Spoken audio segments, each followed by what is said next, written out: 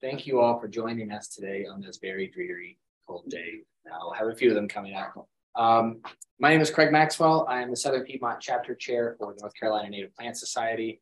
Welcome to our March meeting, where we introduce some of our Shinn grant recipients, which we'll introduce here in just a moment. We have Deborah Murray as well, who runs the grant program for the state, and talk a little bit about the history of the grant program. If you aren't familiar with the North Carolina Native Plant Society, our mission is to promote the enjoyment and conservation of North Carolina's native plants through education, protection, advocacy, and propagation.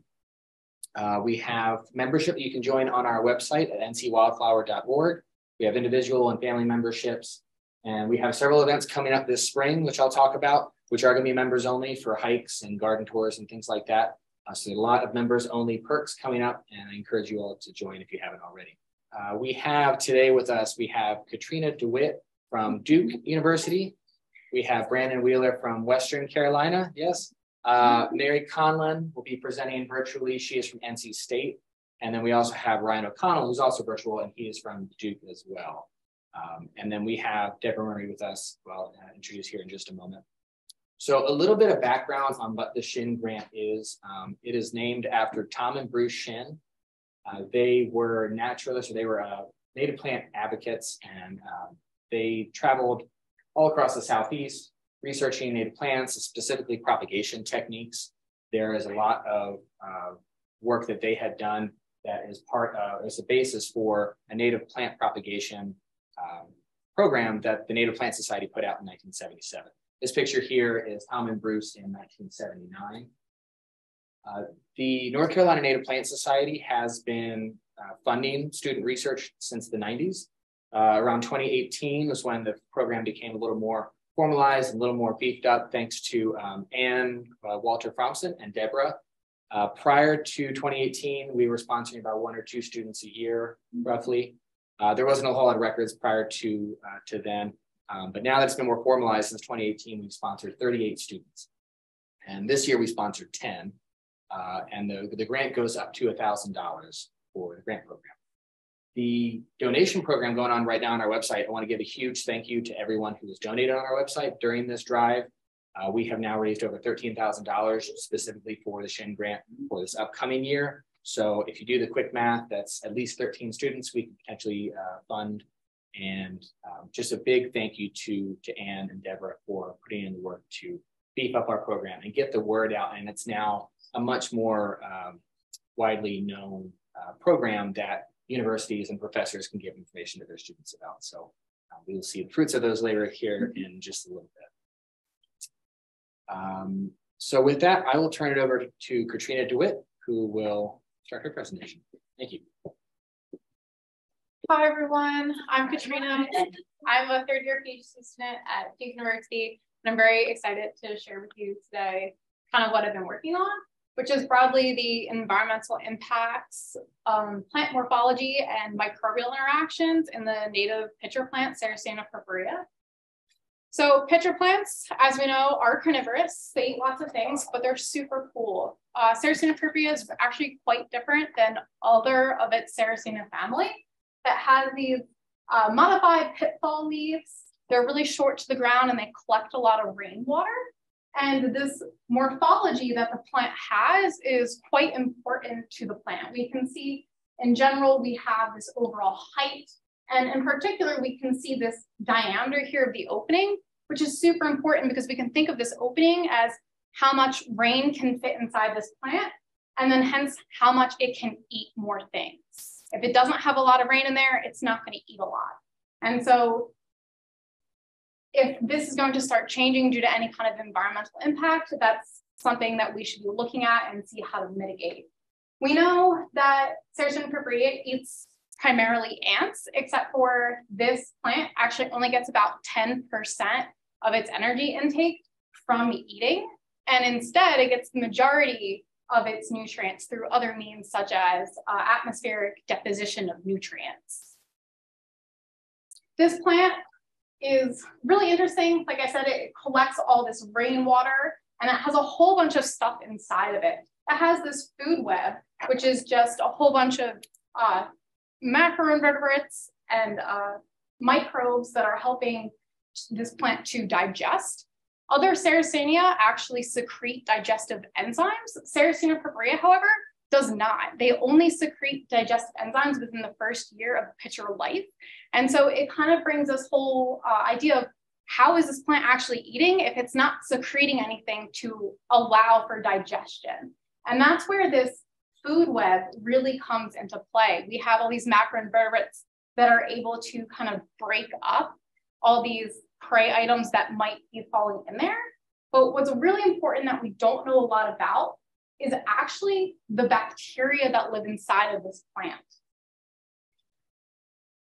Understanding the bacteria that are there is something that's actually really new in the field of looking at pitcher plants. This is not something that is widely known and is really just booming in science currently.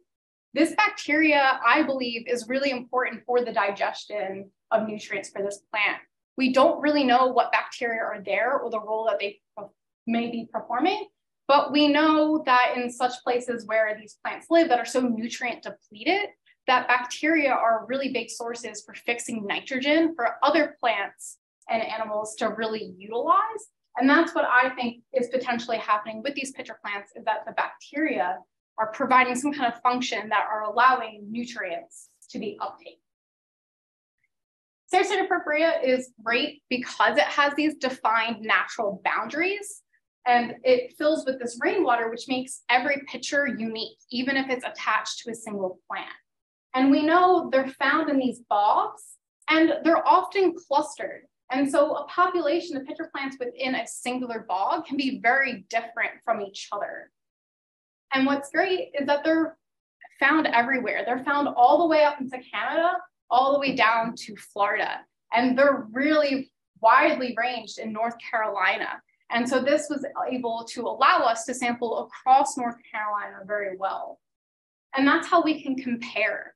We can compare these bogs and these plants to each other to see how this bacterial composition is changing in one particular location, but across North Carolina, which can give us this general idea of how carnivory and overall plant health currently is.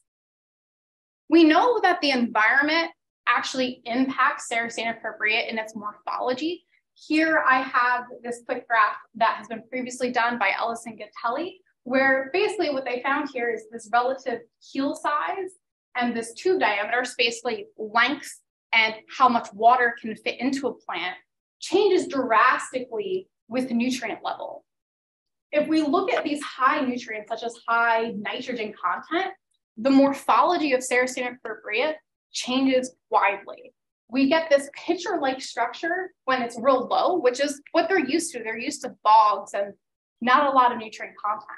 But when it gets a lot of nutrients, these plants actually change their morphology from something that is carnivorous to something that's actually photosynthetic.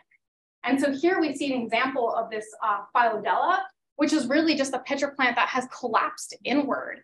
And we can instead see the structure that is no longer carnivorous and instead is photosynthetic. And so it's quite awkward here because normally when we're talking about plant health, we're talking about how well something photosynthesizes. But in this case, this plant health is really due to it's not going to eat anymore. It's going to change. And eventually, if there's too much nitrogen, this Phylodella will actually even disappear because pitcher plants themselves will be outcompeted by things like grasses. There are other environmental impacts that are known to affect plant health instead of just nutrients. For example, if we look at something like a lot of rain, rain in itself creates these huge pitchers. This is actually kind of hard to see, but I have a water bottle in comparison to a pitcher. This water bottle is actually the same size as the pitcher. This pitcher was huge. But when it's not getting a lot of rain and it's quite sunny, we actually see these really small plants. And that's something that I saw a lot because when I did my field collections, I actually did it 2021. It was actually the drought of North Carolina. And so it's quite interesting because we went from places that were further away from this drought and they were huge compared to those that were very small. And that really leads to what I'm aiming to understand is how does the environment directly impact the morphology of Sarracenia purpurea? And then how does it actually affect these morphology indirectly through affecting the microbes that are there? I did a sampling regime that was across North Carolina. I actually collected from 8 different sites and 10 populations total, all the way from the coast of North Carolina to the mountains, which was great because I got to see a lot of variety. I sampled some places like Green Swamp Preserve, as well as Fort Bragg. And then I even collected in Jackson and Transylvania County, and I got to study a really endangered species of Sarracenia purpurea, which is Sarracenia purpurea var. Montana, which is a special variety that's actually endangered within the state itself. And so I was able to collect some data from that as well. This is basically what my collection looked like. I took a whole bunch of different measurements. I was able to collect 10 plants per site, and I collected anywhere from 3 to 12 pictures. So I was able to actually see the range of bacterial composition that's inside of a single plant. Some of the biological measurements that I took were obviously related to this important plant morphology, such as height and diameter. But I took a lot of different measurements, such as the actual amount of rainwater that was inside of the plant that can give us a total size of what the current habitat is, but also looked at the potential of the habitat side as well. This environmental impacts that I looked at really varied. I looked at water, temperature, oxygen concentration, total amount of water, pH. I also did some nitrogen deposition studies that I'm still currently analyzing. And so basically what I really care about is how these environmental impacts are going to directly affect plant morphology size. We already know that if there's a lot of nutrients, these plants are going to be super small or photosynthetic, but we don't know what that has to do with the microbes. These microbes are super important for the carnivory aspect of these plants. And so if we see these environmental impacts actually changing the bacterial composition, that itself may affect the morphology, and they will instead also turn photosynthetic. I was able to look at all of these different things, and I have way too much data to actually show you. So I decided to pick one of my environmental, one of my biological results to show you. Here I have a graph of pH. On my x-axis is just all the different sites that I was able to collect from, and on our y is that pH. Briefly, what we're seeing here is that pH was extremely different across every site. And so we could see some places like Fort Bragg had this extremely low acidic pH that was not very variable. But if we looked somewhere instead, like Croatan National Forest, we're seeing pretty high pHs that were very variable between plants that were there. And this can start to give us an idea of what bacteria might be there and how the plant might be regulating the pH that it needs to be carnivorous. On the other hand, I also have this biological data, which same setup. On my x-axis, I have all the different sites that I collected from, but on this time, on my y, I have width. That width is what we can think of as I talked about earlier, which is the diameter of the opening. And so how much rainwater can fit in there, and hence how much this plant can actually eat. And once again, we're seeing something that was significantly different across all sites. And we get a lot of differences. We can see in general, Green Swamp was had very small, really small plants, and Green Swamp is a swamp, but like I said, I actually collected during a drought, and this was so dry, it was crazy. There was not a single drop of water basically anywhere. And so it really starts to make sense if I'm thinking that environmental things are going to start making these plants smaller, start making them less carnivorous, then potentially we're actually already seeing that in play. Compared to things like Croatan, where I had 2 different sites, which was extremely filled with water, we're seeing much bigger plants. And same with my really western mountain sites, which were filled with water. We're seeing much larger plants. And that kind of leads us to, is that bacterial community actually changing? I'm currently working on this 16S amplicon sequencing, trying to figure out what microbes are there. I've extracted all my DNA, and all my DNA is currently at the sequencer, so I don't know what's there yet. I'm hoping to get this data back extremely soon so we can see what is there and potentially the functions these bacteria might be playing, because they might be fixing nitrogen for the plant, and that's how the plant is actually getting to eat when we know it's not really eating outside insects. And so studying these interactions can really help us understand this plant health overall, because we're going to see something probably really shortly from these normal carnivorous plants that are super big and really healthy to something instead that's going to turn photosynthetic and eventually disappear when we're talking about this added environmental impact that either is from anthropogenic reasons or from just overall climate changing. And that's really my research. I want to thank particularly the North Carolina Native Plant Society, because this funded me and allowed me to actually go to all these places and collect the plants, which is super important. But as well as my advisor and other labs that assisted me in my collection. But thank you for listening. Did you notice across all your sites if acid rain had an effect on any of the bacteria or for the different sites? So we didn't actually, yes. So the question was about acid rain and if that had an effect on our sites. I actually did not look at the acid rain, so I'm not really sure. I know acid rain has a huge effect. I don't know how much of an effect it would actually have on these bog areas that are already super acidic. So acid rain in itself might not change the pH overall of these sites, especially when the pH of these plants is ranging anywhere from a pH of 2, which is extremely acidic, all the way up into a 6. Typically, the more rain we're getting is actually the less acidic these plants are going to be. And so I didn't get to study that, but that's something that I can potentially analyze with my nitrogen deposition data that I've collected. And we've got one question online. Is there any certain types of bacteria you expect to see, or is it all just, you get what you get, you're not really expecting anything? Yeah, so we can kind of hypothesize about what we're going to see, and that would be bacteria that are commonly in these bog sites. Particularly, they're going to be class of like Bacteroides. Other than that, we really don't know much about species, and I probably won't be able to get that with my 16S data. We'll only know grouping. But I'm actually hoping to, once I get my 16S data, if it looks good, I'm going to go in for a metagenomics analysis and actually be able to tell which species are exactly there, and then be able to kind of imply what functions they're performing.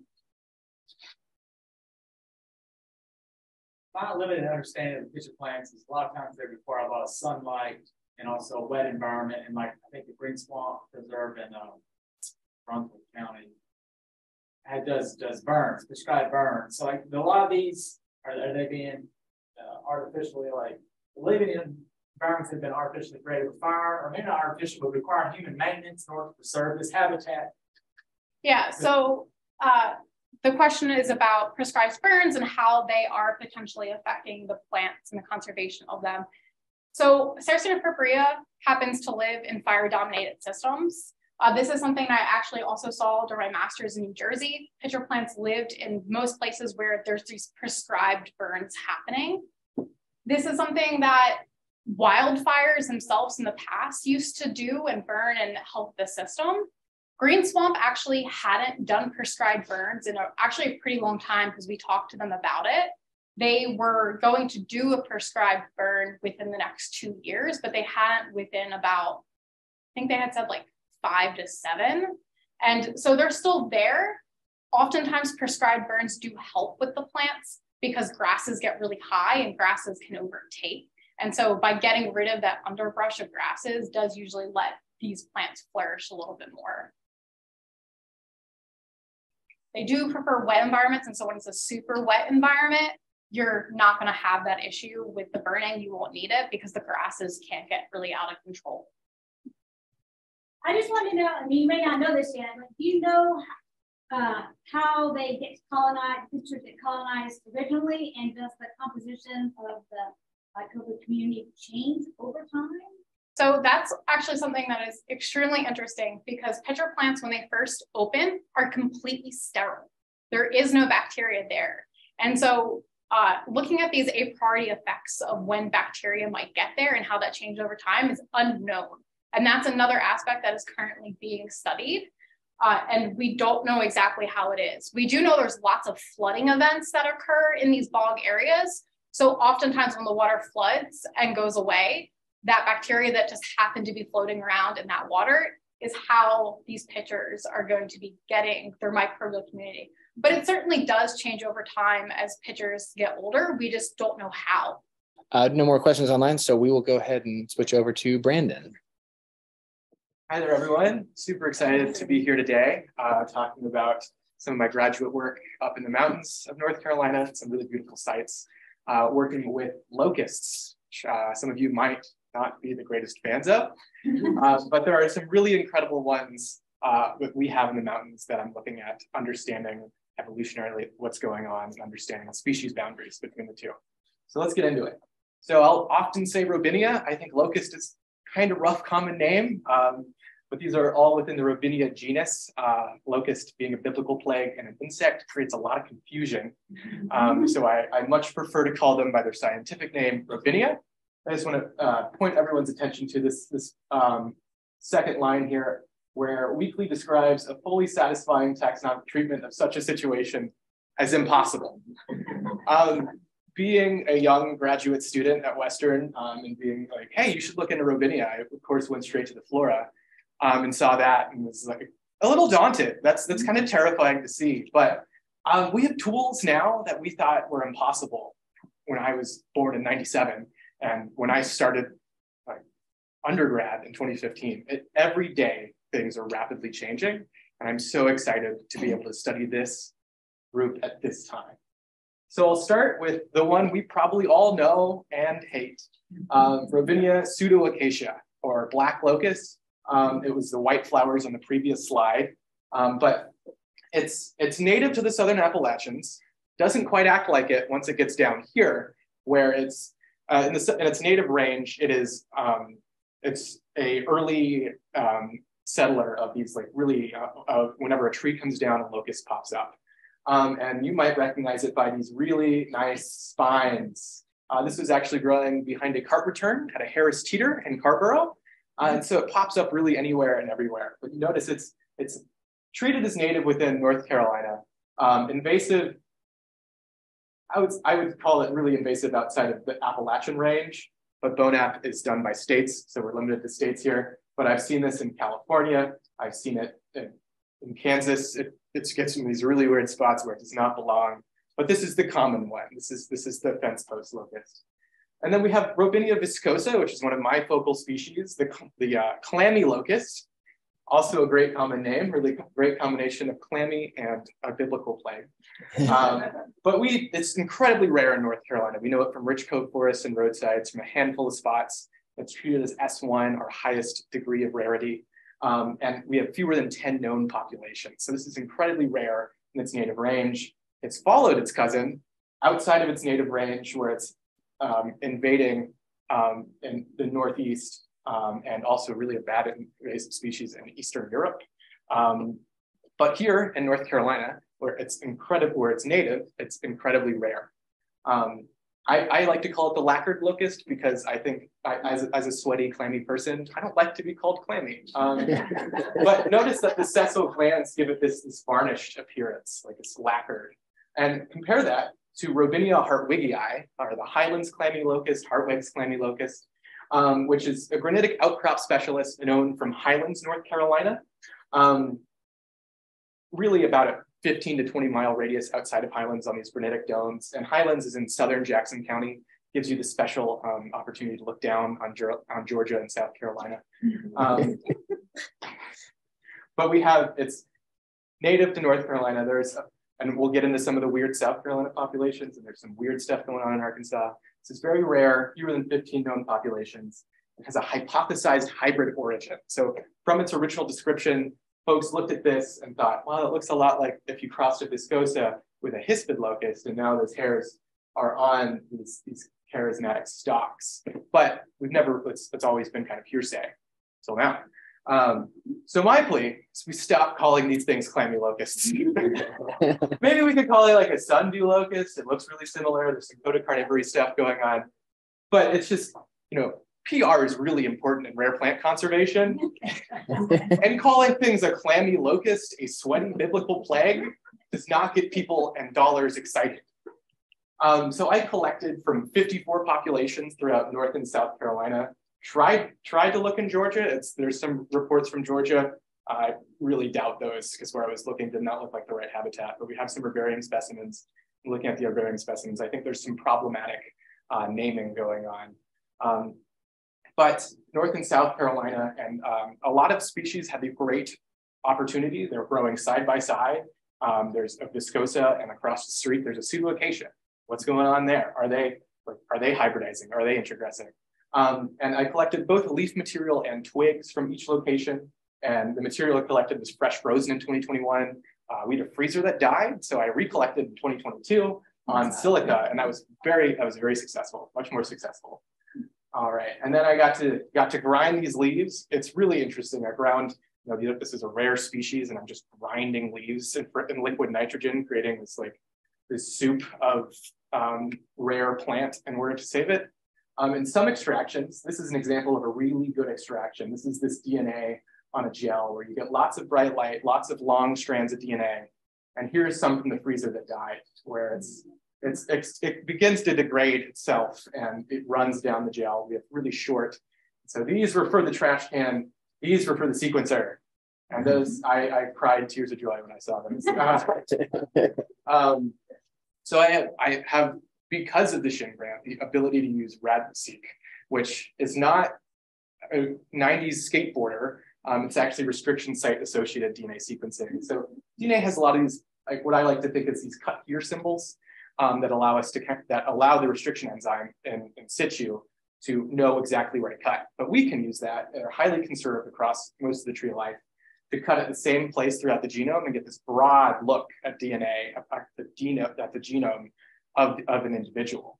And we can then use that through the magic of statistics and science to understand evolutionary history, inbreeding, introgression, a host of things that I have just been playing around on my computer with for the last few months.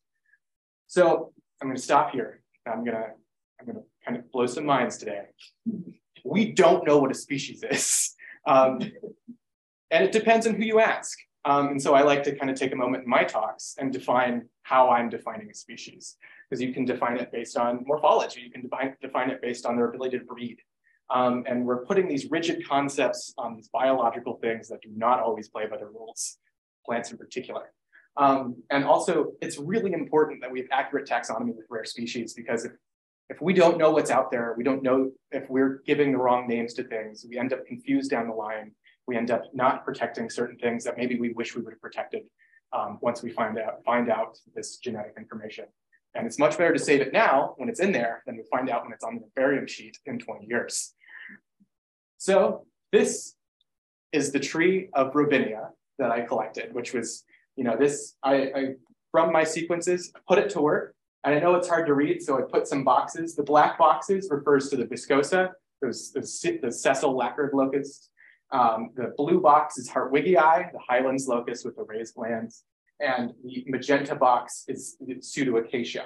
And then we also have Neo-Mexicana as an outgroup. We have this one way out west. Thank you to the Denver Botanic Garden for sending me that one to use as an outgroup. But notice, all more closely related to each other. They all share the more recent common ancestor within the species group than with those outside of it. So that's a really great first step in defining this as a distinct and monophyletic, all coming from the same part of the tree. It's the Hartwigii as its own entity. All right, so we go from there, and now we're at principal components analysis. This is going to be a lot of charts. Stick with me. This is attempting to identify where groups exist in this data set. So on the left, this is all of the surveyed species, including the single Hispida. And then we've got pseudoacacia in orange, and then you've got Hartwigii all over the place, and viscosa a little tightly clustered with a few Hartwigiis. which is interesting. It kind of argues against delimitation, but also when you get these weirdos that are way out here. And then we look at it with just Hartwigii and viscosa in the analysis, and we see this really interesting behavior where the viscosa, the lacquered locus with the sessile glands are still really well grouped together, but Hartwigii has not really come together. And this can be evidence of a number of things. So I also used a structure analysis, which assigns a likelihood to individuals belonging to a certain ancestral group. And here they are displayed geographically, here with Highlands, North Carolina, the weirdo South Carolina one. And then these are north of Asheville, a little bit of the Pisgah National Forest. And then this one is by a power station outside of Boiling Springs, South Carolina. I'll take a moment to say these things were moved around a lot by people. There's a lot of great articles talking about how beautiful it is to have your rose pink sticky locusts outside of your house. And so we have a lot of these things not exactly where they're supposed to be. And notice like when we're moved outside of the native range is where we start to see that intermixing, that little bit of A with a little bit of B. And that corresponds to these kind of half and half Hartwigii and viscosa. And so this is just assigning likelihood. These are likely all ancestrally related, and these are likely all ancestrally related. While these two spots on the southern end look very close geographically, they're very disparate topographically. This is on a road outside of a state park in South Carolina, and a much different habitat than these granitic domes. So I think potentially that was one that was put there.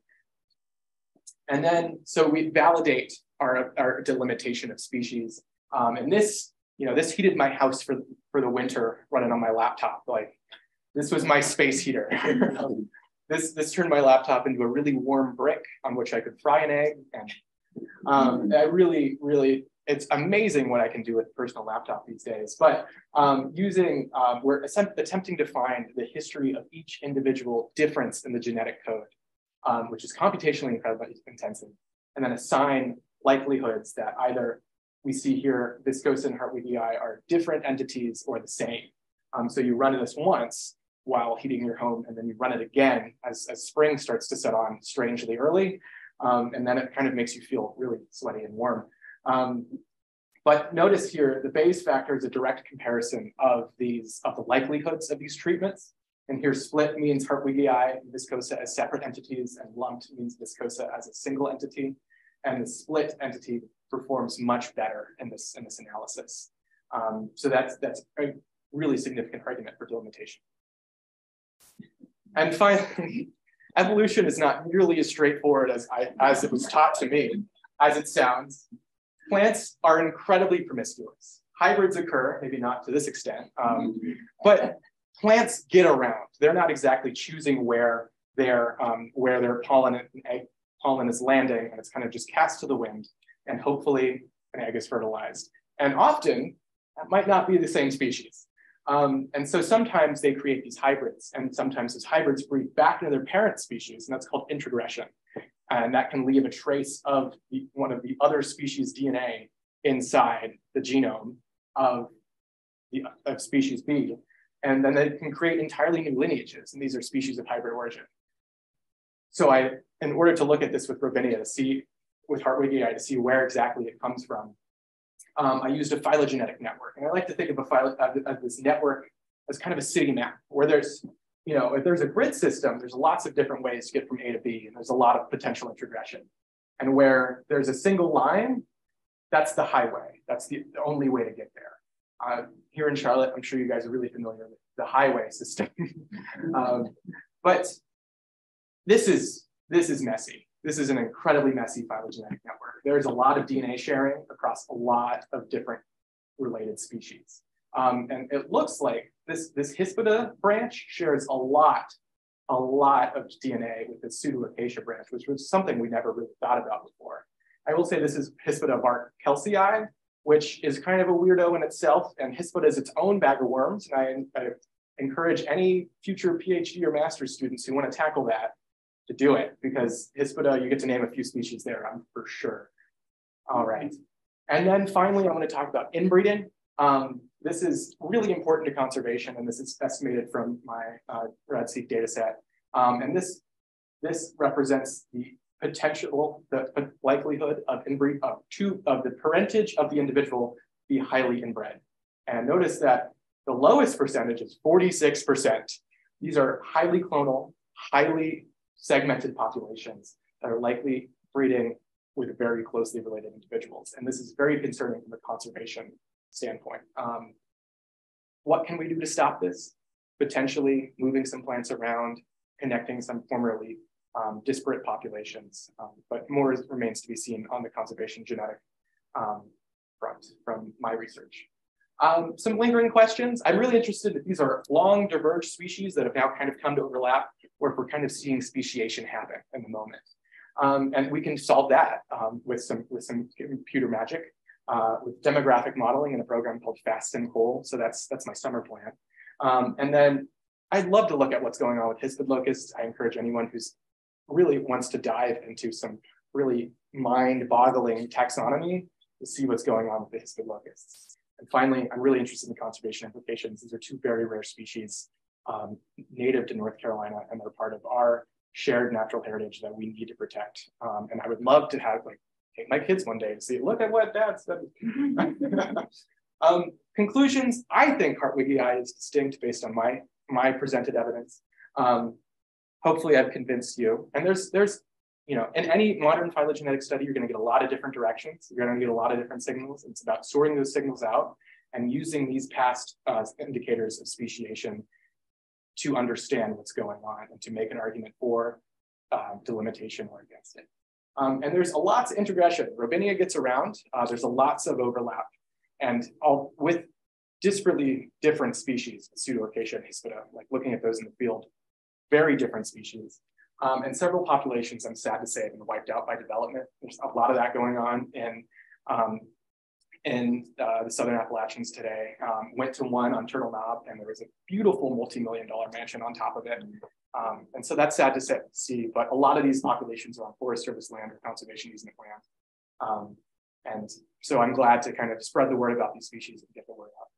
I'd like to thank the North Carolina Native Plant Society Shinn grant that made this work possible. Without y'all, I could not have done this and could not get this insight into these species, and a bunch of other organizations that are not paying me right now. And if you have any, I'd like to open the floor for questions, and here's my email. If you think of anything, I'm also on iNat, Instagram, and iNaturalist, somehow all with the same username, Ranwee. Thank you. I was wondering if the rarity in North Carolina of the species is due to interbreeding, or is it due to climate change? Yeah, that's a great question. So the question was if the rarity of the species is due to inbreeding or climate change. I think it's probably due to the rarity of the habitat. These are on a granitic dome specifically, which is a really specific habitat type, and always on the edges. And we need a pretty pristine and well taken care of granitic dome. They're often the first things to go, and these things get really well traveled. And climate change is certainly going to be a problem. They're on these isolated populations on these sky islands, essentially. So that could be as things warmed, they ran up the hill and they're now trapped there. And that's certainly something that I think is concerning about the future of these species. Go ahead. Could you go back to your slide about inbreeding? Yes. This one. Another one. This one. Yep. Two forward. Inbreeding. Sorry. Yeah. I went to introgression. Okay. So I'm not. Yeah, can you explain what inbreeding is? I'm not. So this is a highly related parentage. The question was about what inbreeding is, so my apologies. So what this chart is showing is the number of individuals at that likelihood of having really closely related parentage. So what we're seeing is this is the entire data set, and they're all over, have a 40% likelihood of having two really closely related parents. So it's a statistic that's applied to kind of say, we can kind of look back based on heterozygosity, whether they're carry like two copies of different alleles or the same allele, and statistically estimate the potential that their parents are closely related and have created an inbred offspring. Okay, so kind of the same as in, it means the same thing kind of as in people. Yes, exactly. Yeah. Yes. So yeah, you gotta, okay. How much inbreeding would you be likely to find in an oak hickory forest like what's around us? Yeah, that's a fantastic question. I would have to dive to literature, but I'd say probably, depending on like species and size of the forest, this is a ballpark. So grain of salt here, I would say probably about 15 to 20%. But I would definitely look at the literature. We do have a question online. It says, what formal species concept did you adopt against which you evaluated your support? Yes, so that's the generalized species concept. I got excited and cut the name of it out, but it's the generalized species concept popularized by De Carraz in a pretty recent early 2000s paper that kind of argues that we should look at all of these species concepts as arguments and not live our life using a single species concept.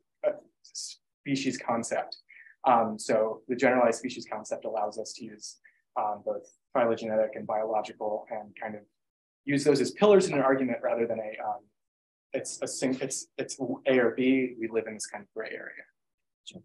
And then as a follow-up to that, what are the best morphologic characters or characteristics to recognize your species? Yeah, so for these in particular, the raised and sessile glands really hold true. There's a lot of that character holds on the calyx. We get tiny little raised glands on Hartwigii, and no vestiture, no glands on the calyx of the flowers. But in fruit, it's really easy it's really distinctive. These really are in vegetative. I mean, it's really distinctive the raised glands of Hartwigii versus the sessile lacquered glands of Viscosa. Any other questions? Oh. Well, I'm curious. To follow up to that, yeah. So the populations that were down south that had integration, like what kind of morphology do you have? It was. You need to update the computer. It's a great question. The question was the morphology of the down south populations, and a lot of those are really young. They've been cut over. I will say the Boiling Spring ones really lined up with Viscosa morphologically. They had really sessile lacquered twigs, but the one that was a little bit more intermixed outside the state park in South Carolina had it was pretty weakly raised, like very small raised, and so that was kind of one that was hard to figure out in the field. So I'm glad that the DNA evidence kind of I was worried that these things when they get cut over kind of have different morphologies, and I was worried this really distinct character wasn't going to hold, but turns out it was intermixed. So okay, we will switch over to Mary online. So all right, hello everybody. I'm sorry that I couldn't be there in person today, but I'm pretty excited to tell you all about this little plant. And actually, Katrina and Brandon's presentations were really great segues because I am also looking at a wetland species, and then it's also very rare. So we've already have some connections going.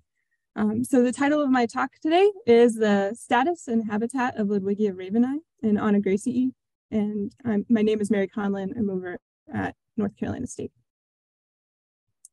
So I just wanted to give you a quick outline where my talk's going to go today. So introduce you to how this project ended up in our lab, a brief introduction to the species, my research objectives, and some preliminary results that I've literally just been putting together, and then hopefully wrap it all up in the context of plant conservation, as we've already kind of been talking about today. So in 2010, a consortium of conservation organizations led by the Center for Biological Diversity issued a formal petition to U.S. Fish and Wildlife to list 404 aquatic and wetland species. So of course, this did not just include plants.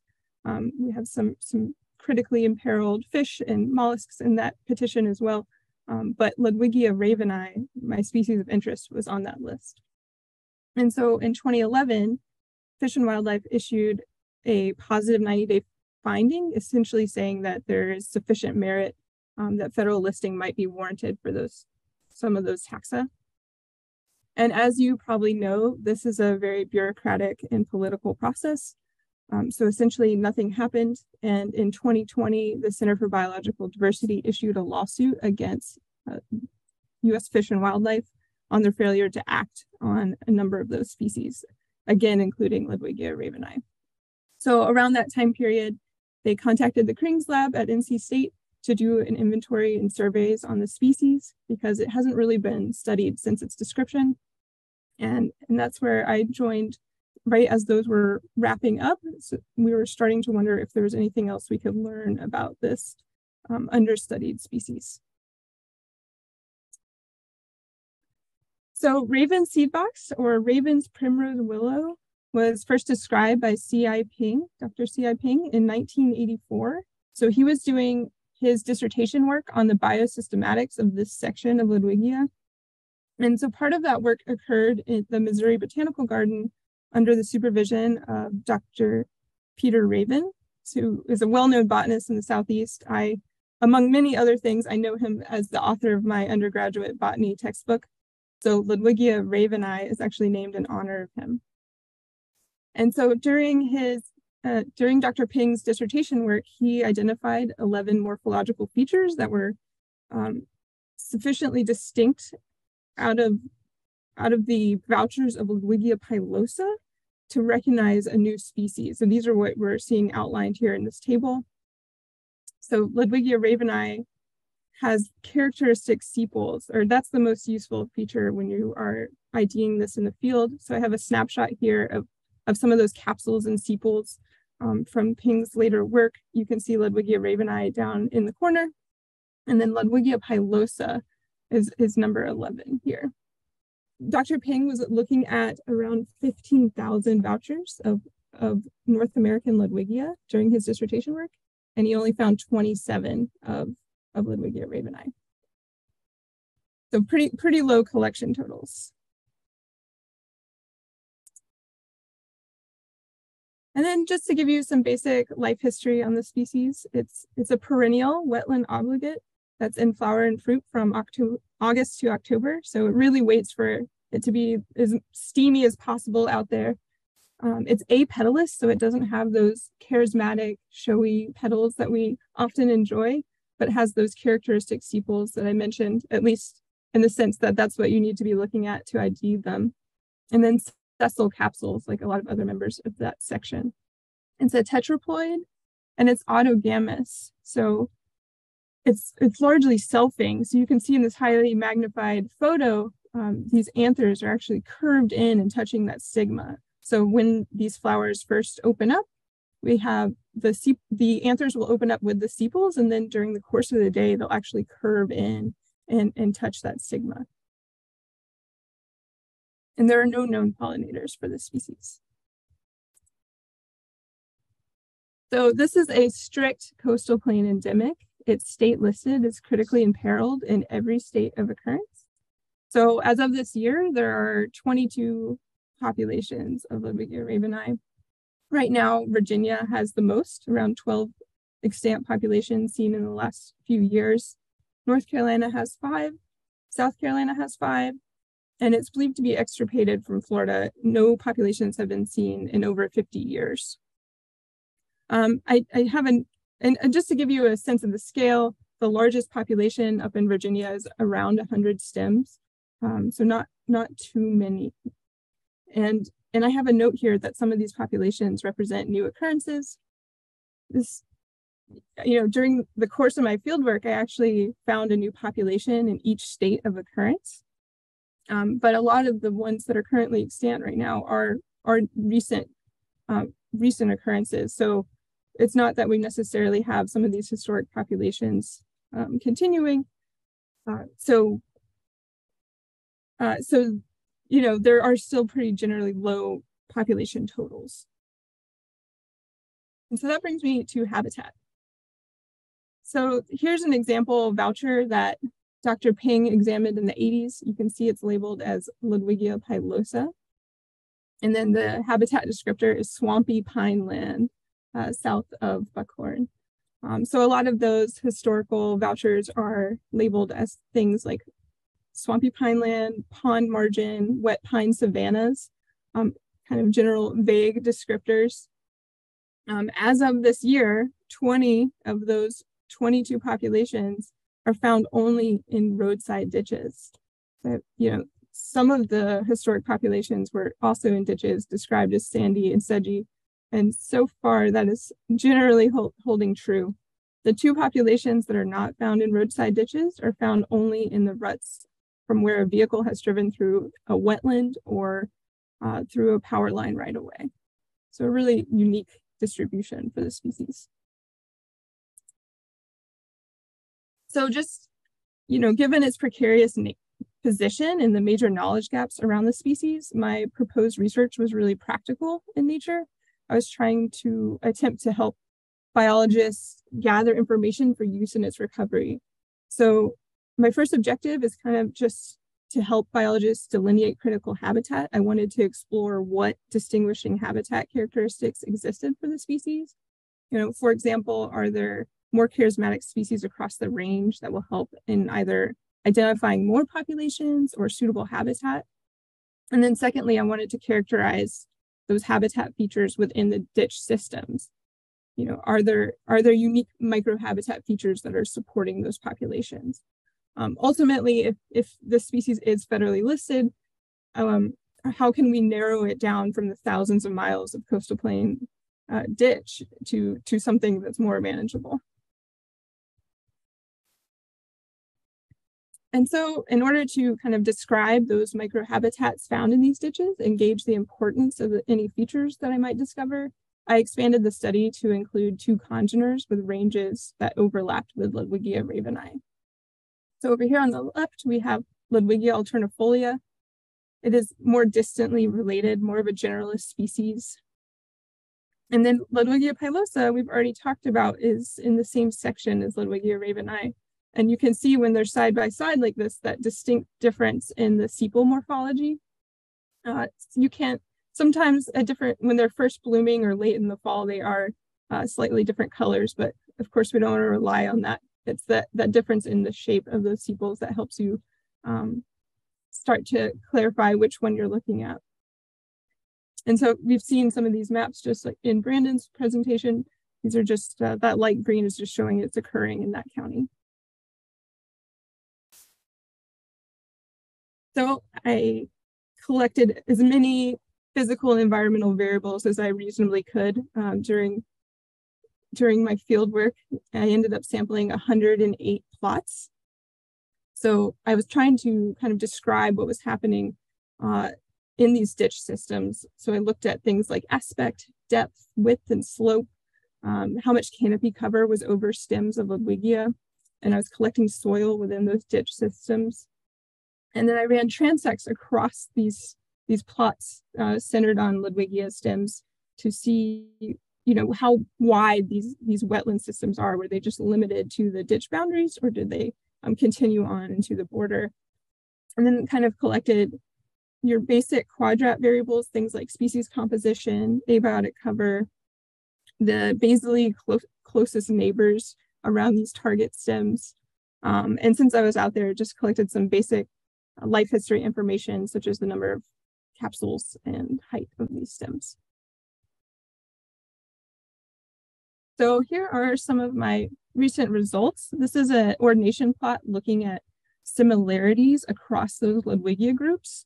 So in this case, it's based on species composition.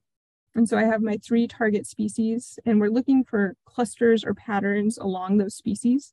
And so just know that objects in this plot are closer together are more similar. And so the lines are variables that are overlaid. These lines here are variables that are overlaid acting as pseudoaxes for this plot. So the clearest distinction is Ludwigia alternifolia, seen as circles here, like loosely separates out from the other Ludwigia species, largely due to this low coefficient of conservatism, which is basically a metric that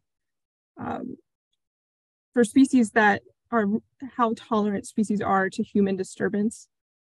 So taxa in those plots tended to be more of our non-native, or what you might think of as weedy species.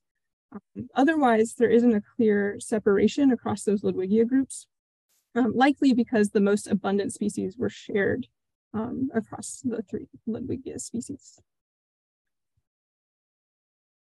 However, we did find some species to be indicators. So just looking in terms of frequency and cover here, I've outlined 2 that we're really excited about. This first one is Ludwigia linearis, which is one of our more charismatic Ludwigia species, which makes it much easier to spot when you're doing surveys out in these systems. And it occurred in almost half of the ravenii plots, which was pretty exciting. And then Panicum verrucosum, while not as charismatic, it is a useful indicator of moisture in these systems.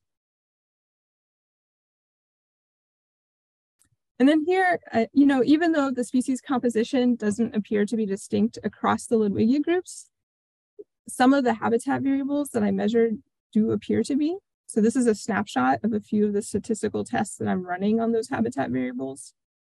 So one of the results that I'm excited about is a significant difference in pH, as we've already been talking about today. Ludwigia ravenii tends to occur in more acidic conditions than congener taxa.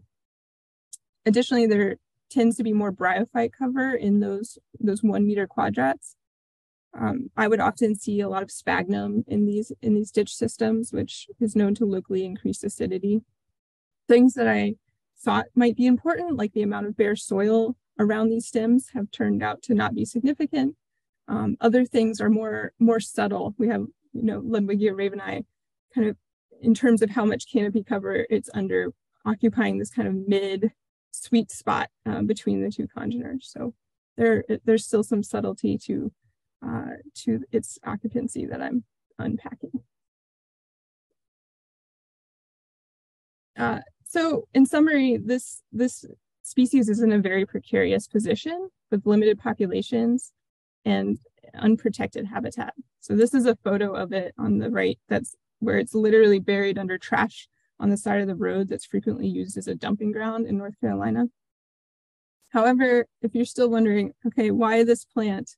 I wanted to put it in the context of plant conservation. Rare plant species offer us a wealth of information about past environmental change or past environmental conditions. And when they go extinct in situ, we lose a major historical resource in terms of that species' realized niche. So I think, one of the most interesting facets of this plant is its apparent relegation to these roadside ditches. And so while it's beyond the scope of my study, one of the natural follow-ups is what would the habitat have looked like?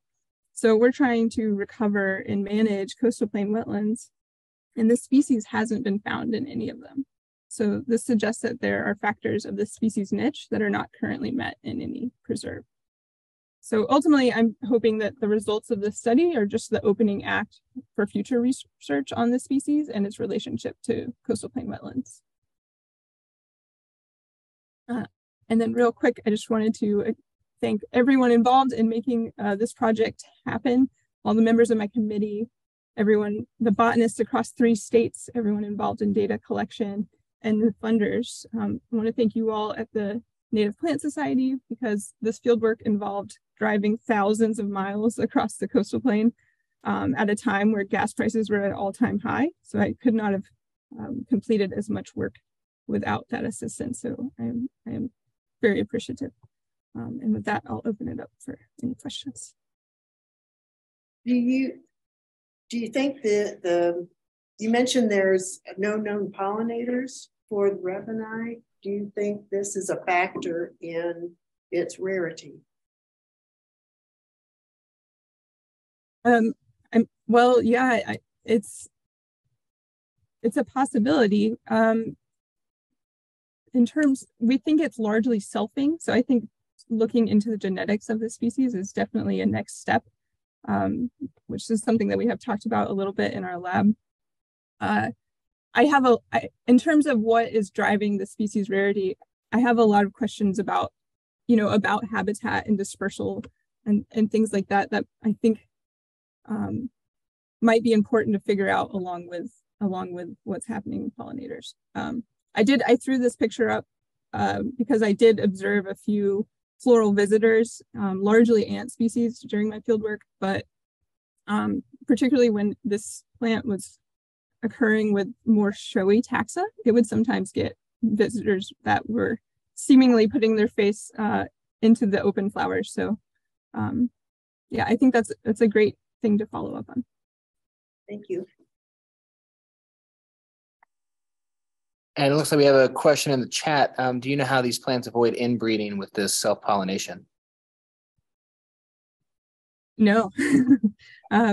Yeah, I mean, I think that is a good next, like what does the genetics of these populations look like?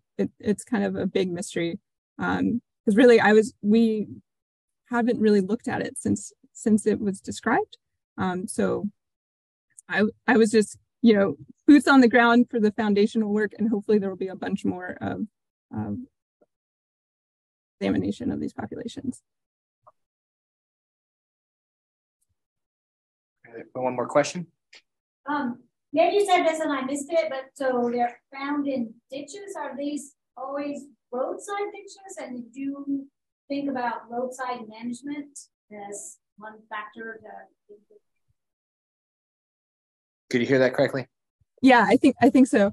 Yeah, so most of the populations are only on the side of the road. So definitely they are getting mowed. That was part of the doing surveys on these roadsides. That was part of what I was running into all the time.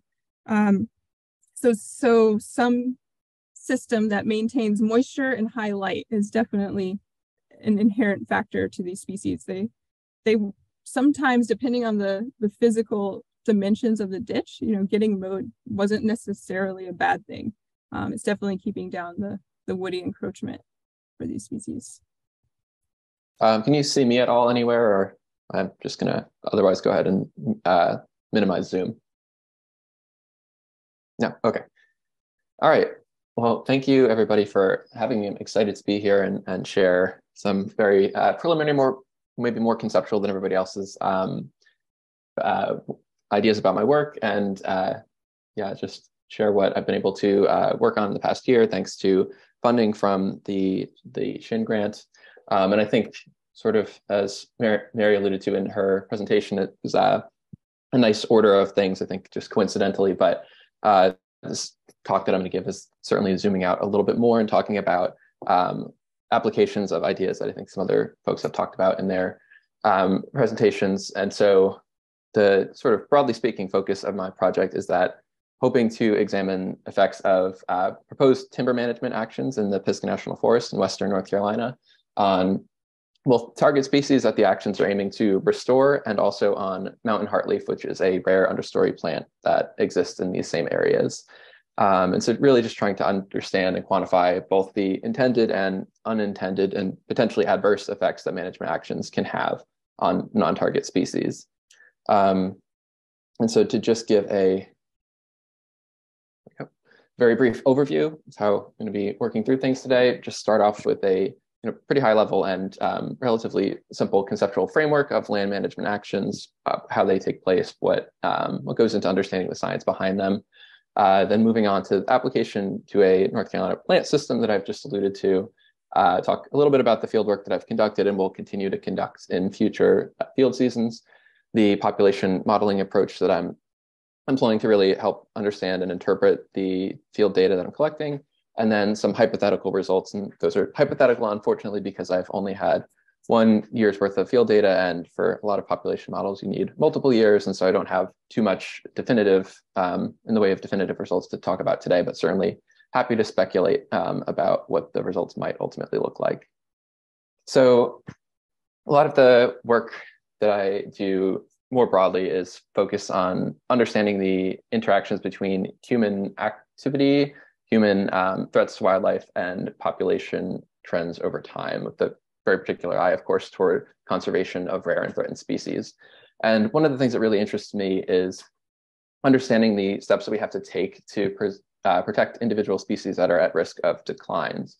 And the way I tend to think about it is in this, again, very simplified way. This is a very complicated question, lots of different interests, but from the perspective of people like us who are interested in preserving rare and threatened species, I think it really begins to look like this, where you're starting with public input and things like government objectives or mandates to protect and preserve habitat and rare species. And all of that sort of feeds into what our target data collection looks, or our data collection looks like for target species, what our data analyses look like. And that is ultimately what informs population modeling, what informs the way that our understanding of the way that these populations are shifting over time. And I'll note that population models aren't always employed in these types of decisions and these frameworks, but they are certainly a useful tool to have. They give us, I think, more accurate understanding of where populations are likely to trend over time than just trying to aggregate data in other ways. And so that ultimately is what helps to shape management action. So understanding when, if we can, what it looks like for a population to be increasing or decreasing over time, what types of actions we can take to help bolster the populations ideally for the long term. And of course, the last step tends to be some sort of assessment of the efficacy of the actions that we've taken. And those, of course, can feed back into the management actions themselves so that we are always updating the actions so that they are ideally optimally suited to protect species. What this sort of framework leaves out is really understanding what is going on beyond the target species that you might be looking at. And this is obviously a very clear and present question when you think about the fact that there's many species in communities that and often many species of conservation concern. But for the most part, the way that population modeling is approached is very specifically focused on target species. And so we don't often think beyond those species and consider what it looks like to pull in non-target species that might be of conservation concern. And so that's really the focus of what I'm interested in this project, was what does it look like to protect multiple species that are at risk of population declines? And I think it is pretty straightforward. I think it looks a little bit like you'd imagine, which is to really just incorporate non-target species into the data collection and analysis process and to build simultaneous population models for those non-target species and let those jointly inform management actions in addition to the data that we have on those target species that we're looking at. And so that's what I'm really going to be focusing on today, and had the good fortune of a system in North Carolina being a good place to address this question in the near term. And so the U.S. Forest Service is working to devise a series of proposed actions that are aimed at improving wildfire resilience and restoring southern yellow pine habitat in the Pisgah National Forest in Western North Carolina. And so the idea, of course, is to make these systems a little bit more resilient to wildfire by opening canopies, reducing fuel loads in the understory, and really bringing them back to what they looked like historically before some fire suppression practices had allowed the understory and canopies to become more closed up to reduce the frequency of wildfires in these areas. And so the goal of the project is to ultimately end up with more southern yellow pine in this area where there is more open canopy and more frequent but low intensity burns. And I'll note now that southern yellow pine is more of a timber industry term, but it is what the Forest Service is using in this project. It encompasses a handful of pine species, but where this project is occurring is largely going to be focused on shortleaf pine. It's the most common that falls under this broad umbrella term in the region. And so for the purposes of this discussion, I'll be using the term southern yellow pine as if it's a single species, because our results are largely going to be focused on shortleaf pine. And so the proposed actions that the Forest Service will be taking and implementing across a broader project area are commercial thinning, which is large-scale logging, bringing in heavy machinery to remove the non-target species. They have another treatment, which is non-commercial thinning, so that will be more targeted removal of non-target species, hardwoods and other softwoods in these project area regions. And the idea of having these two different ways of thinning is that the commercial thinning might have much more detrimental effects on the broader understory because they are bringing in heavy machinery versus more targeted removal, which is a little bit less damaging, presumably, to the understory habitat. And then prescribed burning is the third major action that they're taking. across a wide range of this project area. And so the question that I am interested in and am ideally helping Forest Service out with, which is how do proposed management actions affect the populations of another rare species in the region, mountain heartleaf, which is this plant here. Mountain heartleaf is a rare understory herb, and these populations in Western North Carolina are disjunct from larger populations in and around the Daniel Boone National Forest in Tennessee and Kentucky. And so the idea is, what do these management actions look like, not only for the pine species that are ideally being restored in this area, but also for this rare understory plant. And so what I've done so far is to establish transects and collect preliminary data, size and reproduction data across treatment types in this broader project area. So you can see the different treatment types highlighted in this map at the right. And then this summer, I'll be going back and resurveying the transects to get what amount to baseline data for a year's worth of time for all of these different populations. And then ultimately, the actions that I've described before will be implemented this upcoming winter, ideally. And then a final survey of all individuals I'll be doing in the spring of 2024, so next year. And so that will give a nice before and after picture of the data. So we have a good baseline across this whole range, and then understanding what each of these different actions looks like over the course of the next year. And then I'll be using that data to begin constructing population models for each of these different treatment types.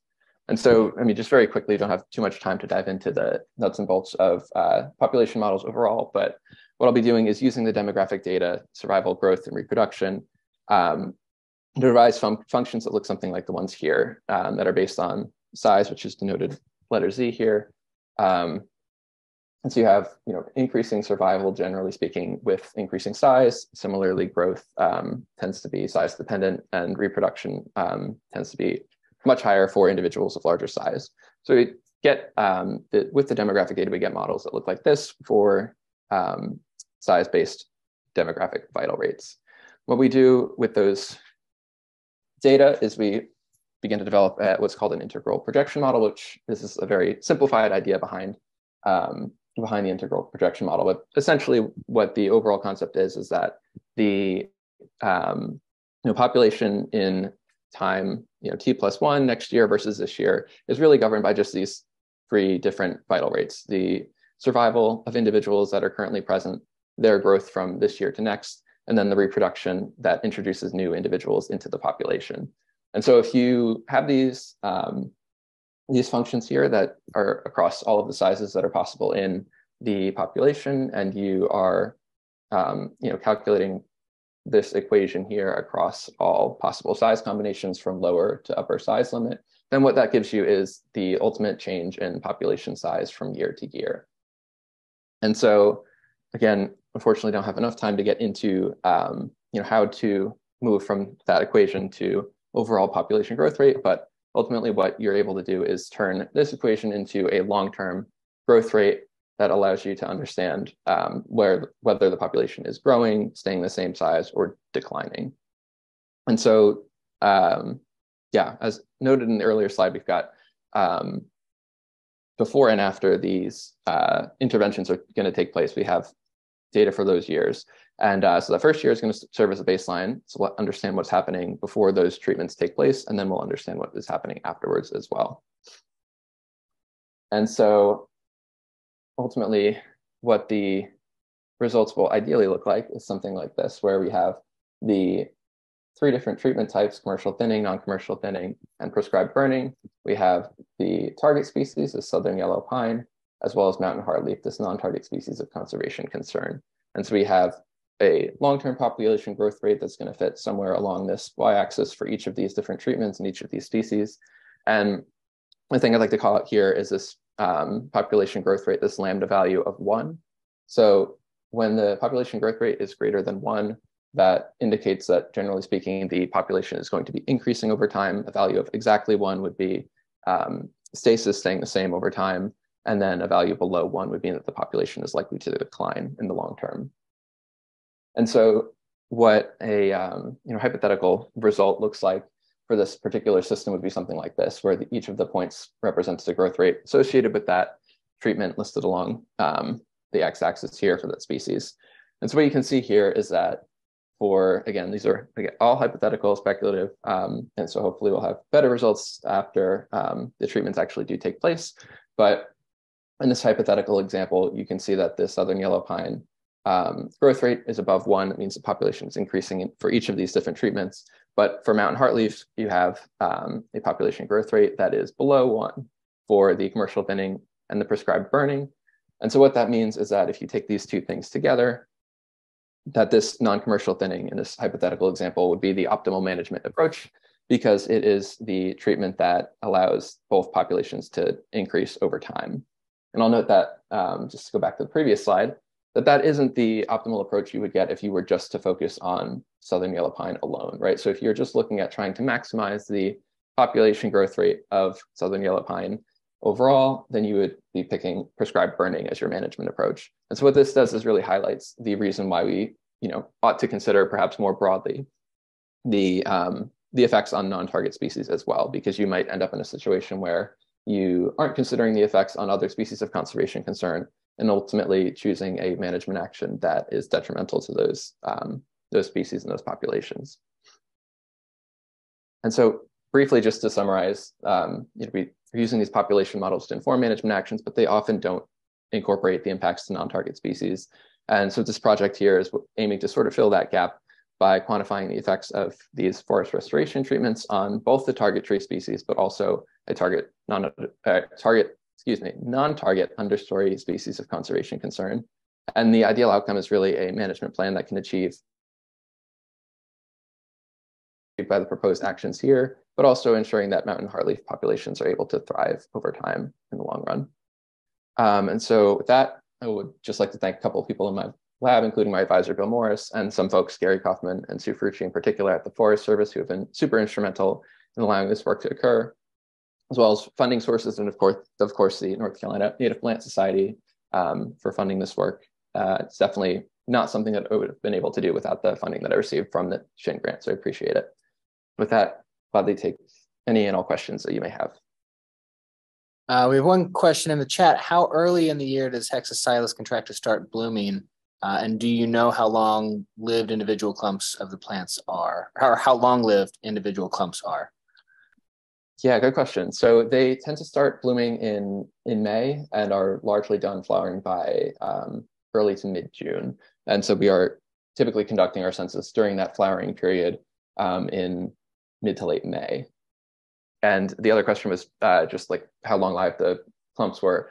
It's a good question. I don't have a clear answer. My impression would be somewhere in the area of maybe 5 to 8 years, 8 being on the long end. But I think with a couple more years worth of data, we'd be able to estimate that more clearly. There aren't a ton of demographic studies on other Hexastylis species, and certainly none on this species.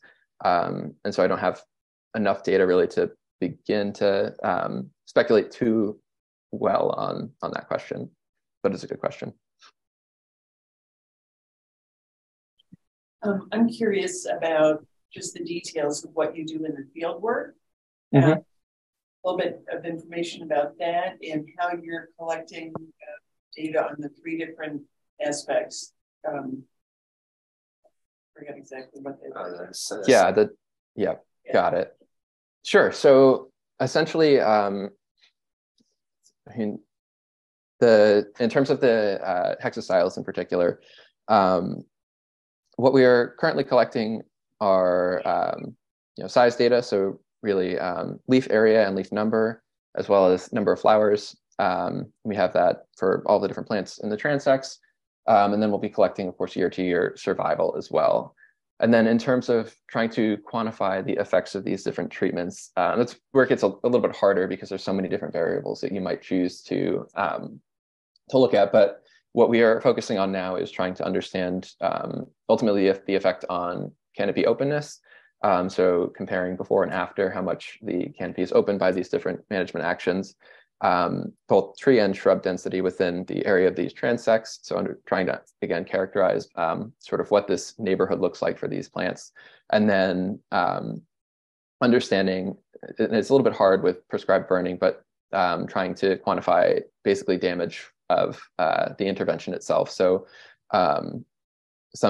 we don't have, I guess, a clear metric yet, but essentially trying to quantify in some way whether there's damage done to these individuals by the crews coming in and removing trees, or the burning itself. Yeah, it's a little bit harder to quantify that just because it's not as you're not, I guess, not able to explicitly measure that as well. But that is, yeah, a very good question.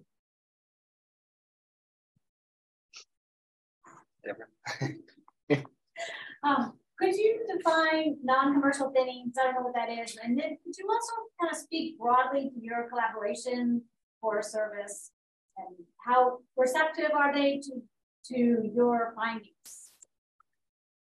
Yeah, so non-commercial thinning in this case is, well, I guess it's better to contrast it with commercial thinning. So commercial thinning would be what you'd expect from like the timber industry logging.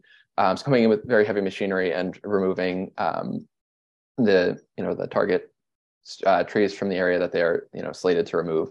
And so I think the idea is that is pretty intensive on the understory habitat. So you're bringing in this heavy machinery that can just like flatten shrubs and obviously herbaceous plants. Whereas non-commercial thinning would be going in with essentially just manned crews rather than large machinery, and removing trees without the ideally without the impact to the understory habitat in the same way. But obviously there's still going to be effects of having people in there doing the tree removal.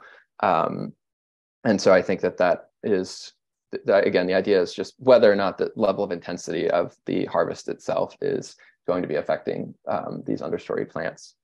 And in terms of, the collaboration with the Forest Service, whether or not they'll be receptive to the results is a very good question.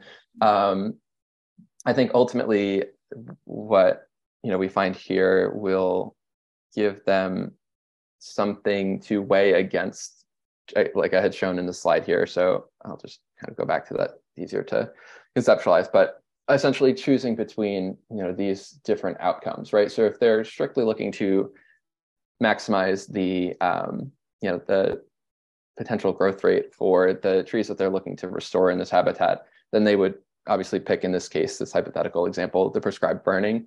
But if they are, again, as they, I think, indicate they are hoping to do, try to balance both that ideal outcome for these pine species with the other species of conservation concern in these habitats, then they would be choosing something that looks a little bit more like this, where you have greater faith that the populations for all of these different species of concern are going to be increasing, or at least staying the same in the long run.